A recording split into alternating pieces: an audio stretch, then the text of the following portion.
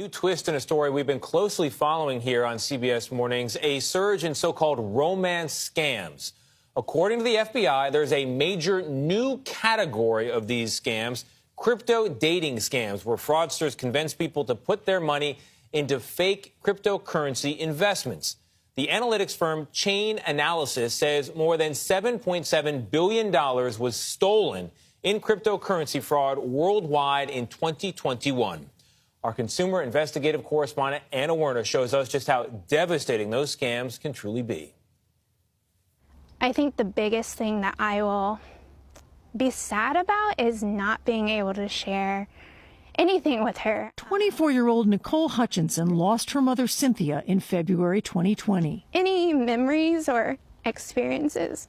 After her death, Hutchinson inherited her mother's house, which she sold, splitting the proceeds with her father, $280,000 each. Money, she says, to help pay for her 94-year-old grandmother's assisted living and help her and her dad. That was going to be our launch pad for him to retire easily and for me to start my life. A new life in California, and to start meeting people there, she joined the dating site Hinge. She says she soon met a man named Hal, and they became friends. He started asking questions about my family and my past experiences. It was a connection that felt even stronger, she says, when he told her he came from the same town in China from where Hutchinson was adopted. We kind of bonded over that. Soon, she says, he was telling her about one of his hobbies, cryptocurrency investing, and he suggested she too could invest. I'm like, I've never invested in my life. I don't know anything about cryptocurrency either, so I was very skeptical. Not to worry, he said in a text, this is my field. I can be your teacher. First, he told her to create an account on a legitimate site, crypto.com. Then he sent her a link and told her to transfer money there to what he said was a cryptocurrency exchange platform. She started small, but says soon she was investing larger amounts, $26,000, $49,000, $73,000. He just kept saying things of like, look at this money that can help support your family. Obviously, that's what I've wanted to do. When her account began showing profits, she suggested to her father that he invest too, so he did. By December, their accounts showed a combined balance of $1.2 million, and Hutchinson decided it was time to cash out. That's when the site told her before she could withdraw her money, she'd have to pay a hefty tax bill of roughly $380,000. That's when I was like, something's not right. It wasn't. The cryptocurrency investments weren't real. All her and her father's funds had gone into the scammers' pockets. In all, $390,000 stolen. I messed up my life. I messed up my dad's life. She told me that it was all a scam. Hutchinson's father, Melvin. And all I could do was just hug her and tell her, it's okay. It's okay. And it was hard. It was hard because we lost everything. They're not alone. A new report finds just in 2021, cryptocurrency scam victims lost more than $7.7 billion.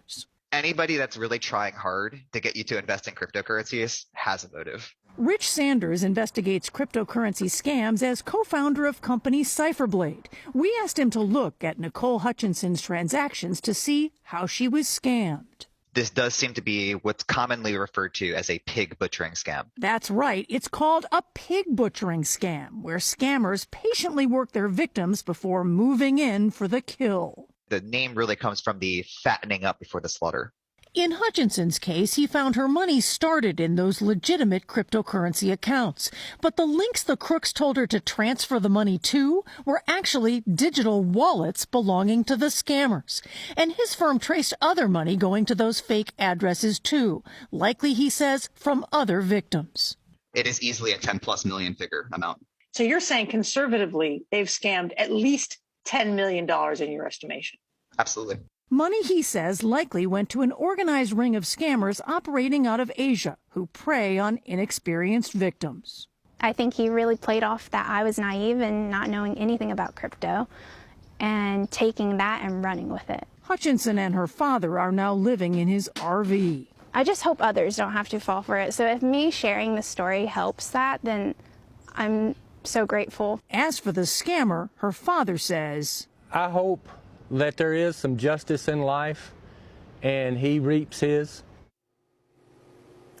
We don't know who the scammer or scammers were, of course, and that legitimate site Crypto.com warns consumers to take steps to try to be sure that any accounts they're moving money into are legitimate. Now, the company says it takes a proactive approach to threats and immediately takes down any wallets online linked to a scam. That dating site Hinge also told us it takes fraud very seriously and has trained content moderators out looking for this sort of stuff. But, Nate, it's really consumer beware. You have to be very careful.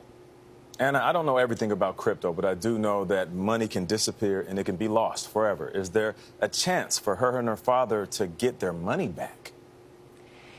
It's not looking very hopeful for them to get any of that money back. She has reported this to the police. She even hired a private detective to look into it. But what the experts will tell you is that typically once the money is out of your control and into the scammer's control, it's gone. In fact, when we had the experts look at her transactions, they actually looked at associated transactions as well, and they think tied to these scammers, literally they found over $20 million lost. Mind-blowing. Anna, thank you so much. This is a valuable story because crypto is so hot right now, and everybody wants to get involved because they have a fear of missing out. They think, I don't want to be left behind for something that seems so lucrative. But you could see where she would fall for it because you see in your balance, it's growing.